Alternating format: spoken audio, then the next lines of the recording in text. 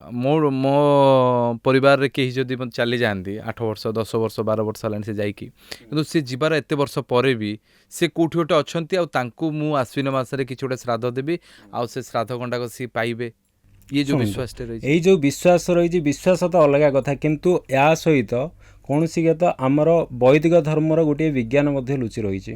ଆଚ୍ଛା। ଘଟଣାଟା କ'ଣ ହେଉଛି, ଯେତେବେଳେ ଆମେ ଆଶ୍ୱିନ ମାସରେ ବା ବର୍ଷା ଋତୁ ପରେ, ଶ୍ରାବଣ ପରେ ଯେଉଁ ଭାଦ୍ରବ ଆଶ୍ୱିନ ମାସରେ ପ୍ରାୟତଃ କାଉ, ସେଇ ସମୟରେ ପ୍ରାୟତଃ କାଉମାନେ ଅଣ୍ଡାରୁ ଫୁଟନ୍ତି। ଆଉ କାଉ ଯେତେବେଳେ ଅଣ୍ଡାରୁ ଫୁଟେ, ତାକୁ ଗରମ ସୁସ୍ୱାଦୁ ଖାଦ୍ୟ ଯଦି ନ ଦିଆଯାଏ, କାଉ ତାହେଲେ ମୃତ୍ୟୁବରଣ କରିବ। ଆଉ କାଉ ହେଉଛି ଆମ ଜୀବନର ଗୋଟିଏ ଆଧାର। ଏଇଥିପାଇଁ କାଉକୁ ଆମେ ଶୁଭ ପକ୍ଷୀ ରୂପରେ ମାନୁ।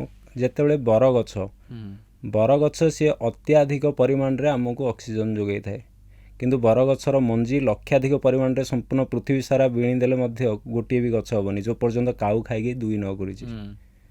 ଠିକ୍ ଅଛି, କିନ୍ତୁ କାଉକୁ ଯେଉଁ ଗରମ ସୁସ୍ୱାଦୁରୁ ଖାଦ୍ୟ ନ ମିଳିବା ଦ୍ୱାରା କାଉ ଯେତେବେଳେ ତା'ର ପ୍ରାଣହାନି ଘଟିବାର ଯେତେବେଳେ ସମ୍ଭାବନା ଆମର ପୂର୍ବଜ ମୁନି ଋଷିମାନଙ୍କୁ ଦେଖାଗଲା, ସେତେବେଳେ ତାଙ୍କେ ଏଇ ଆଶ୍ୱିନ ମାସରେ ଶ୍ରାଦ୍ଧର ପରମ୍ପରା ବାହାର କଲେ ଏବଂ ଛାତ ଉପରକୁ ଆମର ଯେଉଁ ଖାଇବା ଫୋପାଡ଼ିବାର, ଯାହାଦ୍ୱାରା କି କାଉ ଆସିକି ଖାଇଲେ ଆମ ପିତୃପୁରୁଷକୁ ମିଳିବାର ଯେଉଁ ବର୍ଣ୍ଣନା ଆମକୁ ଯେଉଁ କଥା ଯେଉଁ ଶୁଣିବା ପାଇଁ ମିଳେ, କିନ୍ତୁ ତା ସହିତ ସେ ଆମ ଜୀବନଶୈଳୀର ଗୋଟେ ଆଧାର ମଧ୍ୟ।